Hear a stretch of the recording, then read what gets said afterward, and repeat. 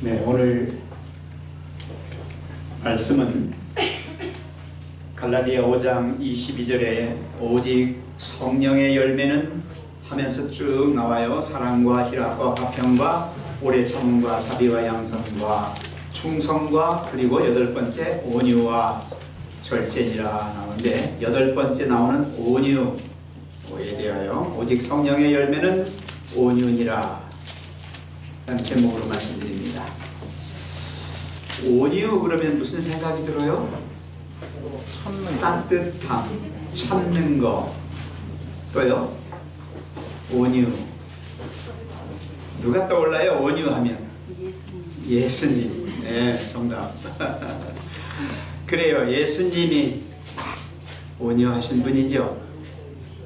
오늘 방금 전에 찬미 두 곡 중에 가사 중에 온유라는 말이 계속 들어갔어요. 그래서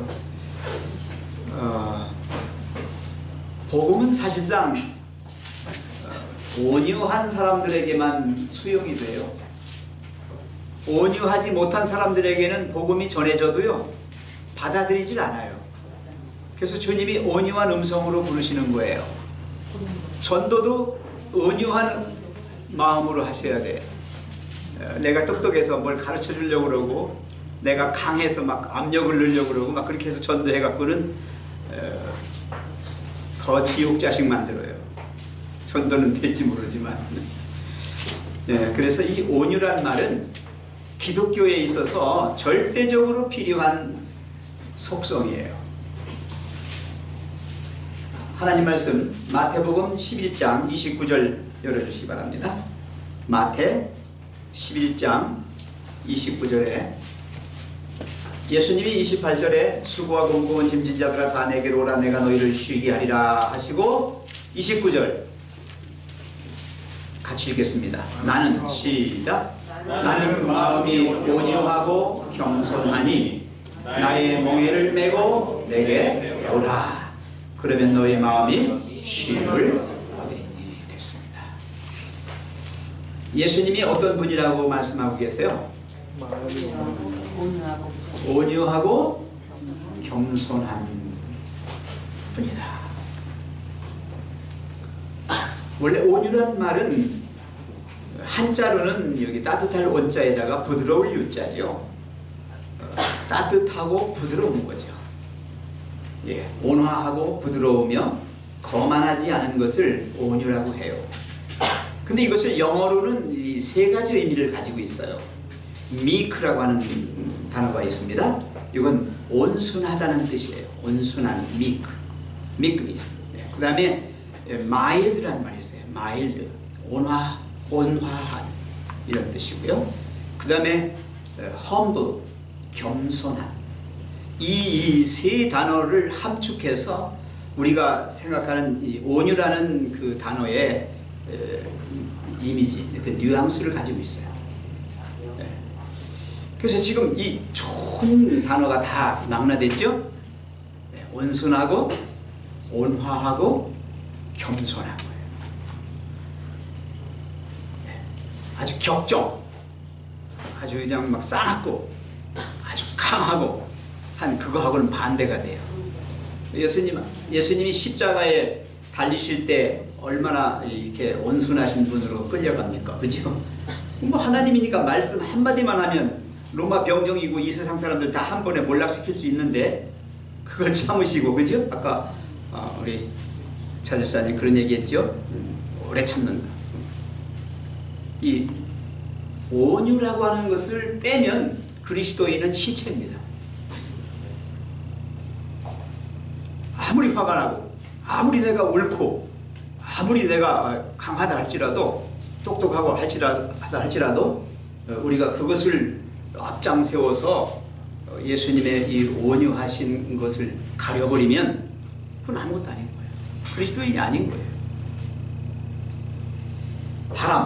바람으로 한번 비유해 볼까요? 바람이 아주 거세게 불어요. 가장 거세게 부는 바람을 우리가 뭐라고 불러요? 태풍이라고 그래요. 태풍이 우리에게 유익을 줍니까? 뭐만 줘요? 피해만 줘요. 엄청난 피해만 줘요. 그런데 그 태풍이요, 순풍이 되고 미풍이 되면 어떤가요? 참 좋지요. 더 느껴지고 싶고 바람아 불어라. 그죠? 순풍이 되고 미풍이 되면. 그러면 여기 온유란 말은 태풍이에요? 이 미풍이나 순풍이에요? 순풍이. 예, 그렇습니다. 그래서 그리스도인이 지나가는 자리는 태풍이 불어서는 안 돼. 우리가 지나가는 자리는 항상 뭐가 불어야 돼? 순풍이 불고 미풍이 불어야 돼. 자, 물로 따집시다. 물. 자, 엄청난 비가 와서 홍수가 났어요. 어떻습니까? 물. 홍수 난 물. 무섭고 죽어요. 그죠? 근데 그게 어떤 테두리 안에서, 그 물이 어떤 테두리 안에서 갇혀서 사람에게 유용하게 쓰이는 용수가 됐어요. 용수. 용수 아시죠? 농사 짓는 데 쓰이는 농업용수, 공장 돌리는 데 쓰는 공업용수, 우리의 가정에서 쓰는 가정용수, 식수. 예. 그런 물처럼 용수가 되면은 그 물은 어때요? 우리에게 아주 유익을 줘요. 생명을 줘요. 생명. 그래서 그리스도인은 홍수처럼, 이 노도처럼 그렇게 격정적이고 싸납고 그냥 성령 받았으니까 막 무슨 막 그렇게 거품 물고 막 눈에 불 켜고 막 그렇게 해서는 되겠어요? 근데 우리 한국 기독교 지금 그렇게 많이 해요. 특히 영성이 있다는 목사님들 막 해. 그렇게 함부로 막 해. 반말 막 하고 욕 막 하고. 그죠? 사람들 마음을 막 아프게 만들고 그런 게 있어요. 그 다음에 불로 따집시다. 불. 이 산에 지금 캘리포니아 쪽에 불이 나가지고 산불 나서 지금 어마어마한 피해를 입고 있는데, 그렇게 통제되지 않은 불, 엄청난 화재를 일으키죠. 생명을 앗아갑니다. 재산을 다 태워버려요. 근데 그것이 에너지로 쓰이게 되면 따뜻하게 해주는 열로, 환하게 비춰주는 빛으로 그렇게 불이 이용되면 그것은 우리에게 굉장한 유익을 줍니다. 그래서 무엇을 그냥 불태워버리고 무엇을 그냥 한 번에 이렇게 몰아가는 그런 불이 아닌, 정말 인간이 다룰 수 있는 손 안에 든 통제된 불, 따뜻하게 해주고 환하게 해주고. 자, 이 온유란 말은 어디에 해당합니까? 네? 우리를 따뜻하게 해주고 환하게 해주는 통제된 불이다. 오늘 이 말씀을 드리는 이유는 뭐냐면, 오늘날 기독교라는 이름으로 너무나 많은 범죄와 너무나 많은 이 불법이 성행하고 있어요. 아주 유명한 목사가 자기 아들을 담임 목사로 후계자로 딱 이렇게 해버리고, 내가 세운 교회인데 내가 하는데 누가 잔소리야. 이거 무서운 얘기해요. 완전 독재자, 폭군처럼. 그뿐입니까? 아주 그냥 미명하에, 목사라는 미명하에 여성도들을 성폭행도 하고 막 성추행하고, 이렇게 아주 비도덕적이고 윤리적인 그런 일을 자행하면서도 아주 그냥 떳떳하게 이렇게 또 강단에 서서 설교하고 그래요. 이 참 비극이에요. 제가 목사라고 하는 것에 대해서 창피해요. 제가 창피해서 죽겠어요. 특히 기독교인들이 더 많이 사기치고 기독교인들이 더 많이 국민을 우롱해요. 정치가들 중에도. 이게 어떻게 된 건지 모르겠어요. 이게 온유하고는 많이 빗나갔어요. 그죠? 그래서 오늘 이 저녁에 제가 이 말씀을 준비하면서 이 시점에서 이거 꼭 한번 드려야 되겠다 생각을 했어요. 자, 온유라고 하는 것은요, 시기하는 자들과 완고한 고집장이들이 보여주는 사나움과는 정반대되는 거예요. 싸나운 거 있잖아요. 똑똑한 사람들이 되게 싸나워요. 그죠? 잘난 사람들이 좀 싸나워요.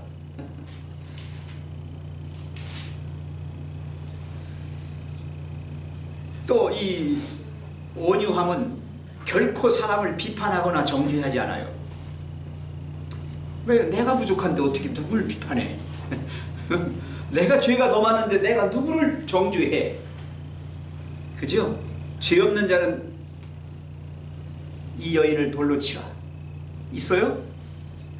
없어요. 우리 모두가 다 죄인인데 죄인이 누구를 정죄하겠습니까? 누구를 비판하겠습니까? 이거하고는 반대되는 게 온유예요. 그래서 온유란 우리에게 너무나 높은 것들을 추구하려는 열망으로부터 우리를 억제시키는 경향을 말하고 있어요. 자기가 높아지면요, 모든 사람들에 대해서 삿대질을 합니다. 이게 뭐야, 이 너는 왜 그래? 다 지적질 잘하고, 조금만 자기 마음에 안 들면 그거 가지고 비난하고 불평하고. 아, 교회 힘들어요. 내가 목회해보니까 힘들어요. 10사람이 모이면 10가지가 막 나를 공격해. 가슴 아픈 거예요. 네. 우리 권 목사님 말 없이 지금 하고 계세요. 진짜 아무리 여러분이 이 정당한 의견이라 할지라도, 그리고 이것이 자기 딴에는 옳다고 할지라도, 그것이 특히 교회를 심호하고 있는 지도자들에 대하여 자꾸 그렇게 해버리면 정말 어려워요. 할 수가 없어요. 교회를. 그렇다고 그걸 또 꺾으려고 또 이렇게 같이 다 하면 안 되잖아요. 그죠? 예. 그래서 온순한, 온유한 목사님일수록 우리가 더 잘 받들고 더 잘 따라줘야 돼요. 예, 상처받으면요, 여러분들이 죄 짓는 거예요. 엄청나게 죄 짓는 거예요. 아니, 목사님은 사람 아닙니까? 왜 그분이라고 성질이 없고, 왜 그분이라고 남하고 맞대서 이기고 싶지 않겠어요. 그러나 그 모든 것들이 다 예수님이 하신 것처럼 다 내려놓고 정말 이제 온유함으로 이렇게 하는 거예요. 그럴 때 우리가 더 인정을 해주고 그래야 되는데, 그리스도인들이 그렇지 못하다는 거예요. 그래서 자기 자신에 대한 과대평가와 또 어떤 문제를 지적하고 하는, 자기만 의롭다고 하는 자기 의에 도취돼 가지고 하는 격정적인 어떤 것들, 이것이 교회에서 사라져야 합니다. 지금 도수장으로 끌려가는 침묵하는 양, 예수님처럼 우리의 마음속에서 부글부글대는 게 있고, 아무리 뭐 내가 똑똑하고 잘났다 할지라도 그런 모든 것들이 다 내 속에서 녹아져야 됩니다. 그렇지 않으면 여러분들이 그리스도인이라고 할 수가 없어요. 그리스도인은 예수님처럼 되는 사람들이 그리스도인인데, 예수님은 나는 온유하고 겸손하여, 그래서 내 멍에를 메고 내게 배우라고 합니다. 그리스도인 학교에서 배우는 그리스도인은 예수님의 온유의 품성을 그대로 물려받아야 합니다. 온유는 마음속에서 순수한 신앙심이 성장하여 삶에서 열매를 거두는 것을 말한다. 정말 신앙심이 있는 사람은요, 그렇게 하지 말라고 해도 그렇게 돼가요. 성령의 열매가 열리게 돼 있어요. 아까 갈라디아 5장 22절에 오직 성령의 열매는 하면서 쭉 해서 8번째에 가서 온유니라 이렇게 나옵니다. 온유예요. 그래서 그렇게 성질머리가 고약하고 입을 열기만 하면 그냥 욕지거리 나오고 자기 자랑만 하던 사람이 예수님 믿고 나니까 이거 딴판이 돼버렸어요. 아주 부드럽고 따뜻하고 이렇게 순한 사람이 돼버렸어요. 아주 성공한 거예요. 이 기독교적인 온유는요, 영적인 교훈을 받아들이거나 나누어지는 일을 하도록 합니다. 온유가 이 따뜻하고 부드러운 사람만이 복음을 받아들입니다. 스펀지처럼 쭉쭉 받아들여요. 온유하지 못한 사람은요, 아무리 복음이 전해져도요 막아요. 내가 더 잘났는데 이게 뭐야? 말도 안 돼. 다 부정해버려요. 나에게 오는 하나님이 주시는 생명의 말씀이 내게서 그냥 카트가 돼버리는 거예요. 다. 자만심은 진리가 마음속으로 들어오는 통로를 막아버린다 그랬어요. 야고보서 1장 21절에 이렇게 말씀했습니다.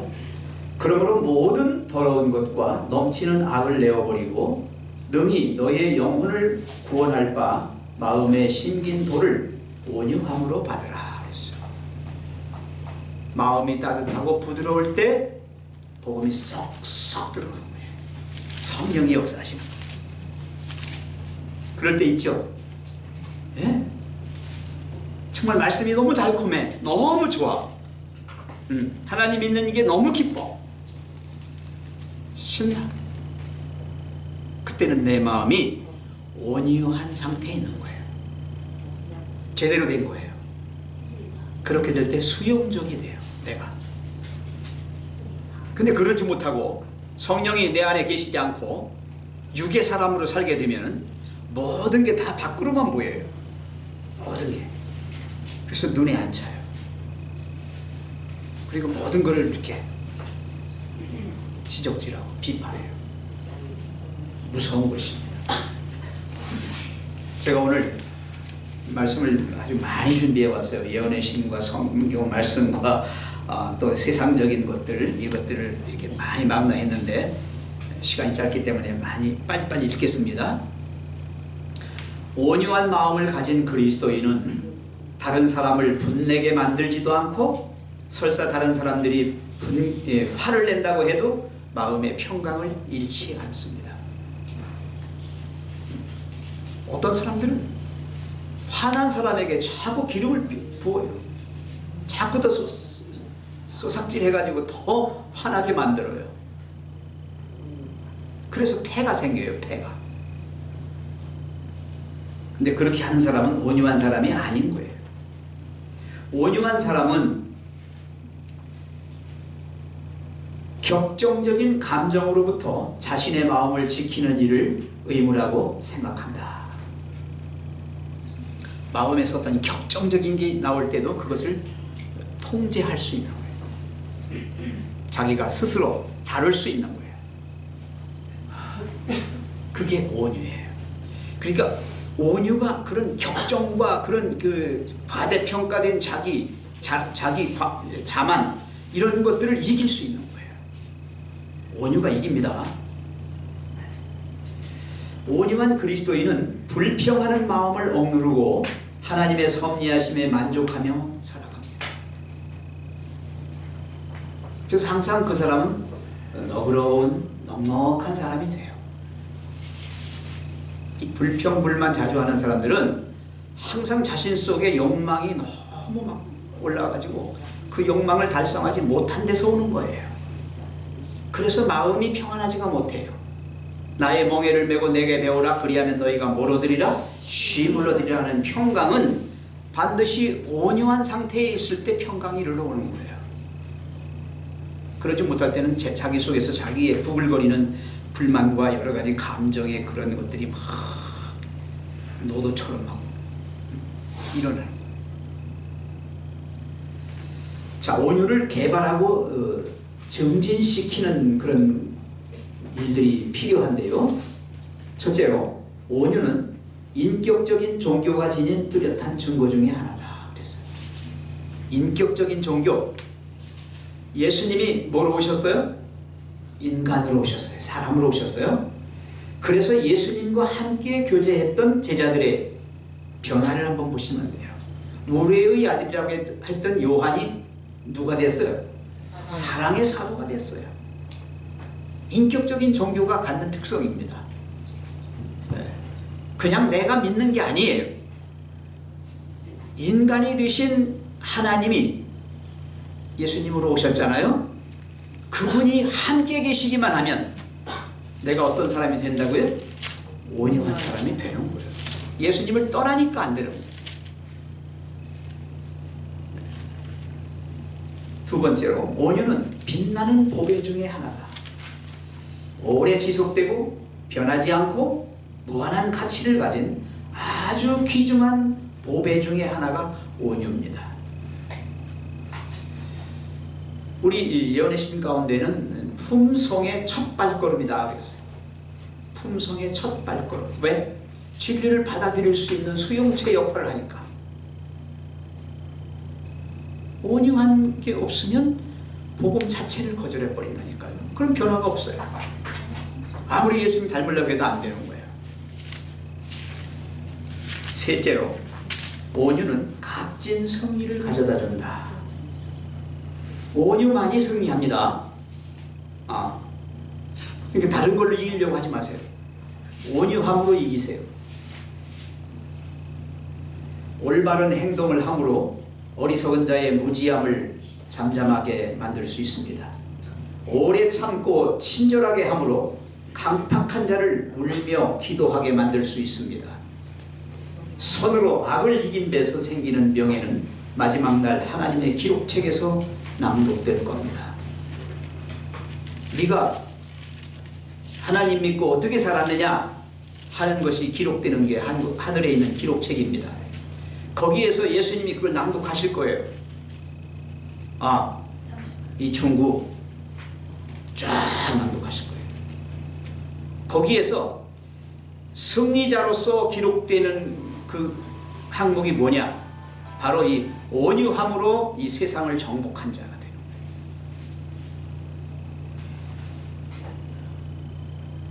최후의 승리는 온유한 자의 것입니다. 왜요? 마태복음 5장 5절에 뭐라고 그랬어요? 온유한 자는 복이 있나니 무엇을 기업으로 받아요? 땅을 기업으로 받을 것입니다. 땅을 차지해요. 온유한 자에게 주시는 최고의 상급이에요.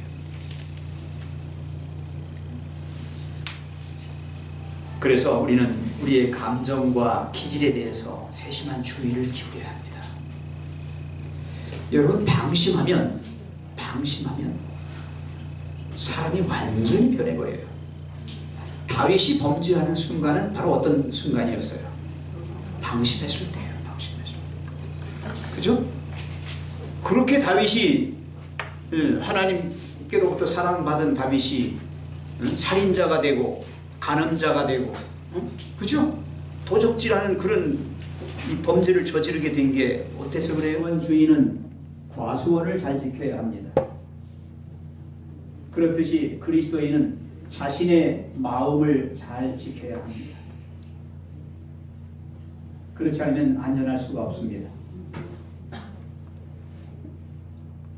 우리의 모든 감각기관, 모든 인식할 수 있는 그런 기관들을 통해서 들어오는 악의 요소들.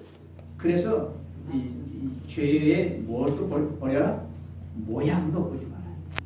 죄의 모양. 죄라고 생각되는, 인식되는 그런 모든 것들은 아예 그냥 나에게 들어오지 못하게, 범접하지 못하게 하는 거예요. 기회 주지 말라는 거예요.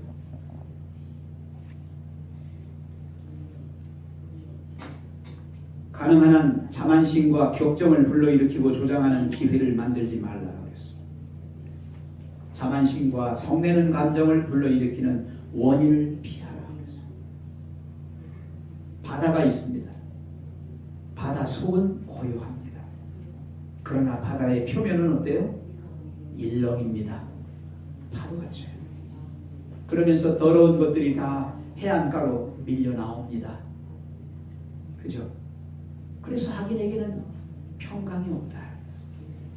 수초되는 바다와 같으니, 요동하는 바다와 같으니, 그 온갖 쓰레기들이 다 나오는 거예요. 토해내지는 거예요. 그래서 온유함은 최후의 승리를 가져오는데, 언제나 온유가 이긴다는 걸 기억하시면서 참고 또 참고 견디고 또 견디고, 그러면서 자기 자신을 계속 온유함으로 만들어 가야 됩니다. 이게 묵상과 기도, 예수님과 동행함으로 이루어지는 것입니다. 그래서 전도자는 반드시 온유한 사람이어야 합니다. 온유하지 못한 사람이 전도하겠다고 하면 하지 말게 해야 합니다. 못하게 해야 합니다. 왜냐하면 사람을 만나서 상처만 주고 지쑤셔만 놓지, 아프게만 해놓고 오히려 안 믿게 만들어 놓고 뒤로 물러가게 만드는 거예요. 예언의 시에 분명히 써 있어요. 진리는 온유함으로 전해져야 한다라고 되어 있어요. 진리는 온유함으로 받기도 하지만 온유함으로 전해지는 것입니다. 이 복음을 전함에 있어서 아무리 부모라 할지라도 자식에게 너 교회 가자, 하나님 믿어라 하는 걸 강압적으로 막 그렇게 하면 절대 안 되는 것이에요. 될 수도 없고 돼도 안 되는 거예요. 돼도 안 되는 거예요. 정말 따뜻함과 부드러움으로 정말 한없는 사랑으로 품고 또 품고 또 품고 계속 빠져나가고 계속 아프게 하더라도 계속해서 하는 거예요. 죽을 때까지. 그런 거예요. 그게 온유함이에요. 이 시대에 온유함을 얘기하면 재미가 하나도 없어요. 그죠? 이 시대는 그냥 강한 놈이 살고 이 시대는 자기가 남을 갖다 지적질 잘하고 똑똑한 체하고 막 이렇게 해야 뭔가 살만 나는데, 이 온유함을 얘기하면 에이 그건 옛날 구닥다리 얘기예요. 그럽니다. 근데 그렇게 해야 합니다. 예수님이야말로 가장 온유하신 분이었어요. 성화된 생애 14쪽에 이런 말씀이 있어요. 예수님의 생애는 온유함으로 특징 지어져 있다. 그래서 예수 그리스도께로부터 배워야 한다. 예수 그리스도께서 겸손의 모델이시다. 예수님의 가르치심을 받고 겸손을 배울 때 우리의 영혼은 안식을 얻게 될 것입니다. 사랑하시는 성도 여러분, 우리가 하나님을 믿으면서도 계속해서 나 잘나고 나 똑똑함을 과시하면서 교회 안에서도 그냥 자기 뜻대로 좌지우지하려는 그런 사람들이 있어요. 참 슬픈 얘기예요. 또 그런 사람들이 또 어느 조직에서나 또 뭐가 돼요. 또 정말 겸손하고 정말 온유한 사람들이 지도자가 돼야 합니다. 모세를 보십시오. 성경 말씀에 모세는 뭐 하다고 그랬어요? 이 땅에서 그 온유함이 가장 승한 자예요. 인간들 중에서 가장 온유한 사람이 누구였어요? 모세였어요. 만약에 모세가 온유하지 않았다면 이스라엘 백성들이 다 어디서 죽었을까요? 어디서부터 죽었을까요? 맨 첫 번째 홍해에서부터 죽었을 거예요. 그죠?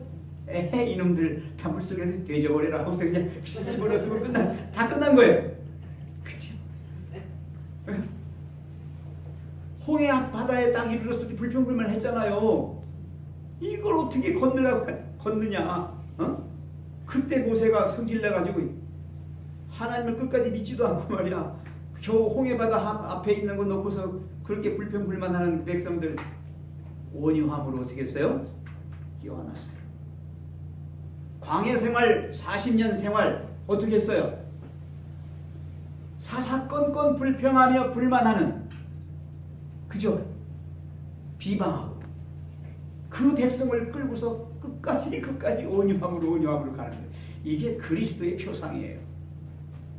모세 인간을 얘기하는 게 아니에요. 예수님은 죽기까지 이 죄 많은 인간들, 불평불만하고 자기 잘났다고 하고 우리는 영원히 살 수 있다라고 큰소리치는 죄인들을 향하여 그분의 모든 것을 걸고 온유함으로 우리를 끌어안으셨어요. 예수님이.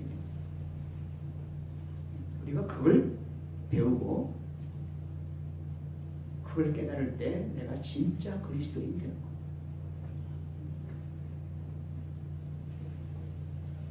주님의 온유 겸손에 대해서 성경은 이렇게 말합니다. 이사야 42장 2절 3절입니다. 그는 외치지 아니하며 목소리를 높이지 아니하며 상한 갈대를 꺾지 아니하며 꺼져가는 등불을 끄지 아니하고 라고 말씀합니다. 예수님은 정말 온유하시고 겸손하신 분이셨습니다. 한 번도 당신의 뜻대로 사신 적이 없습니다. 오죽하시면 나의 양식은 나를 보내신 이의 뜻을 행하는 것이다. 그리고 그분의 일을 온전히 이루는 것이다. 내가 세상을 심판한다 할지라도 그 심판은 내가 하는 것이 아니라 그분의 뜻대로 하는 것이다. 나는 오직 하늘 아버지의 뜻을 이루기 위해서 이 땅에 왔노라 말씀하십니다.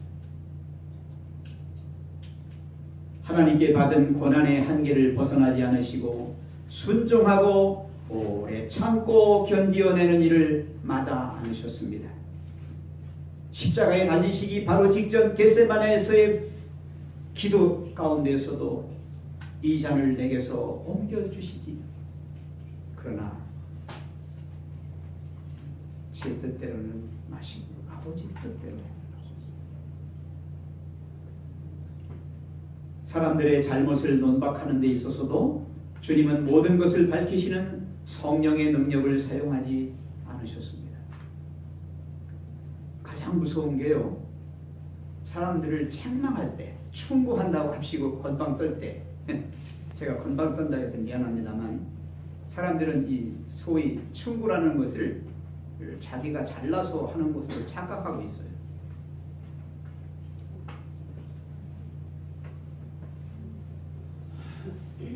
이 잘못을 논박하는 데 있어서 절대로요,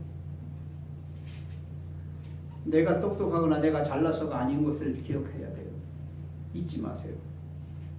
그래서 정말 필요한 온유는 그때 필요하고, 자식을 훈육하는 데 있어서도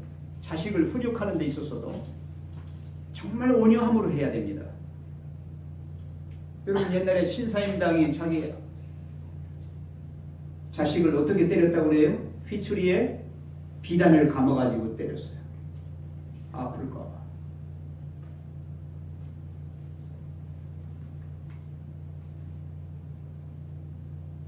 예수님은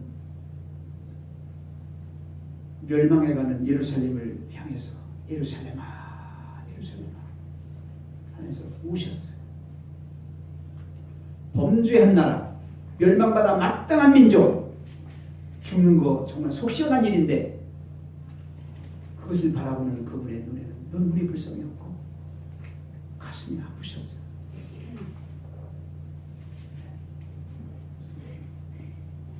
주님은 자신의 능력을 나타내실 때도 내가 한다라고 하지 않고 아버지께서 하시는 것으로, 아버지가 그렇게 하시는 것으로 인정하시고 또 실제로 그렇게 하셨어요. 인간과 교제하시는 모습에서 우리는 주님의 온유하시고 겸손하심을 발견할 수가 있습니다. 제자들을 뽑을 때도 어떤 사람을 뽑았어요? 세상적인 표준에서 제일 미달되는 사람들만 뽑았어요. 똑똑한 사람 잘 안 뽑아요. 그래서 교회에서 잘났다고 똑똑한 체 하면 안 돼요. 하나님은 누구를 가장 큰 자라고 그래요? 자기 자신을 낮추는 자, 어린아이와 같은 자, 그런 사람을 하나님께서는 뭐라고 그래요? 큰 자라고 말씀하신다. 큰 자. 맞는 것 같아요. 실제로 성경에서 나오는 성공하고 승리한 사람들은 똑똑하고 잘난 사람들이 아니라 어떤 사람이었어요? 천진난만하고 정말 인간적으로 볼 때는 연약한, 어떻게 보면 모지랭이들이에요. 갈릴리 어부들 생각해 보세요. 그죠? 구약의 선지자들도 다 보면 출신들이 보여요. 출신들. 그 중에는 기생도 있어요.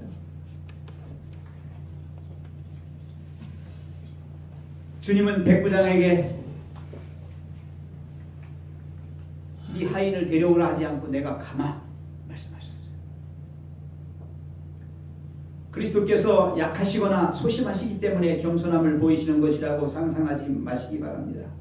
주님의 겸손은 악과 교만에 대해 용감하게 대항하시는 겸손이었습니다.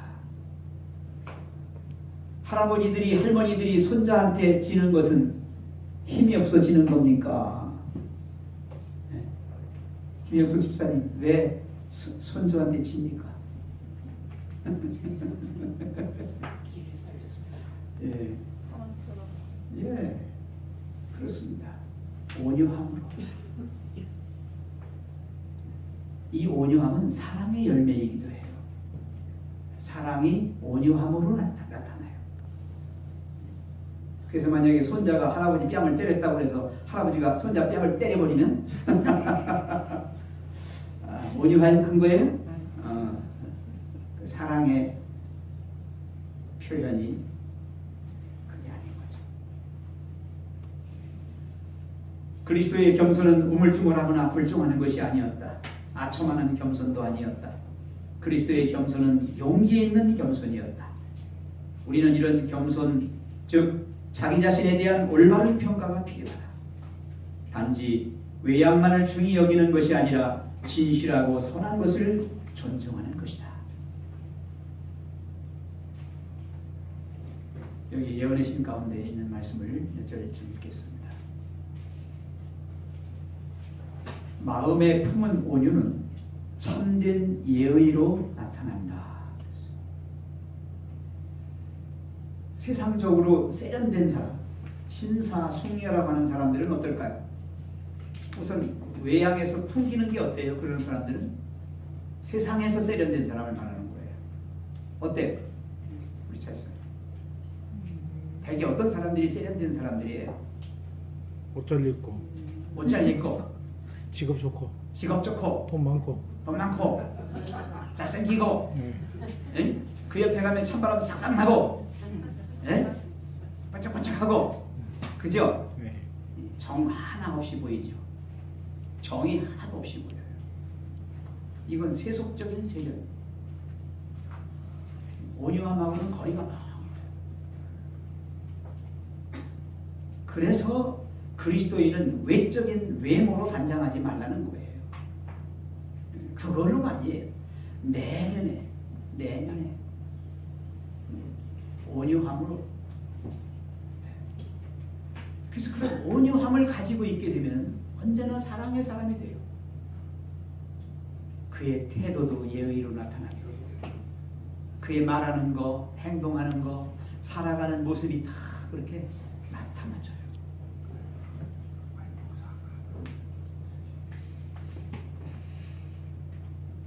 하나님의 백성들은 온유를 연습해야만 한다.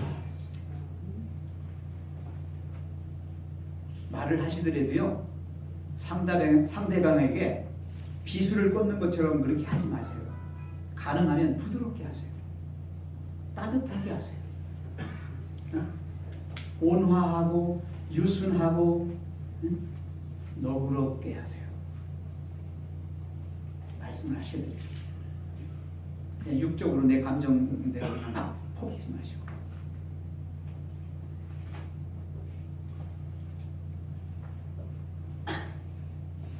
그리스도인 생애는 온유 이상이다. 그게 무슨 말이에요? 온유 이상이라는 말이? 그리스도인 생애는 온유의 생애라는 얘기예요. 모든 생애가 그 이상이에요. 온유를 배양하라. 기독교는 온유로 마음을 충만케 한다. 온유로 그리스도인의 품성을 예증해야만 한다. 내가 그리스도인이요 하는 표가 뭐로 나타난다고요? 온유로 나타난다. 그래서 그리스도인들은 어디 가서 너무 똑똑한 체 하지 마세요. 그저 뒤에서 가만히 서 있다가 조용만 되면 한마디 그냥 하는 그런 사람이 되면 좋겠어요. 너무 모든 것에 완벽한 사람처럼 돼가지고 하면은 찬바람 쌩쌩 나고 그 옆에 사람 두지도 않아요. 있던 사람까지도 다 도망갑니다. 그래서 넉넉한 사람들 대해서 정말 사랑으로 끌어안아서 온유한 내 마음이 그분에게 전해지고 그분도 온유한 사람으로 같이 받아들여지는, 그래서 진리를 공유하는 사람들이 되는 거예요. 여러분, 그리스도인은 그리스도를 공유하는 사람들이에요. 그거는 온유한 사람들만이 할 수 있는 거예요. 진리를 받아들임도 진리를 전함도 다 온유로 되어지는 것입니다. 마지막으로 이 말씀만 더 하고 마치겠습니다. 복음은 온유로 전해져야만 한다. 복음 사역자는 온유로 교육받아야 할 필요가 있다. 온유는 얼굴에 인상으로 남는다. 당신의 온유를 모든 사람들에게 명백히 나타내 보이라.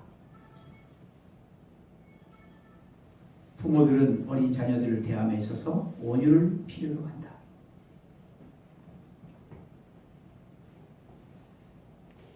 오늘 더 말씀드렸으면 좋겠지만 시간이 넘었네요. 여러분, 그리스도인은 신사보다도 승려보다도 한 단계 위에 있는 사람들이에요. 세상적으로 세련되고 똑똑한 사람들보다 우리는 정말 천국에서 큰 자가 되어야 되는데, 그것은 온유한 자만이 그렇게 될 수 있다. 온유가 모든 것을 이길 수 있다. 그리고 온유는 주님과 함께 할 때만 내가 그렇게 되어질 수 있다. 이 말씀 꼭 기억하시고 우리 모두가 다 온유한 사람 되어서 이 세상에서 승리하시고 천국에서 가장 큰 자가 되시길 간절히 바랍니다. 아멘. 찬미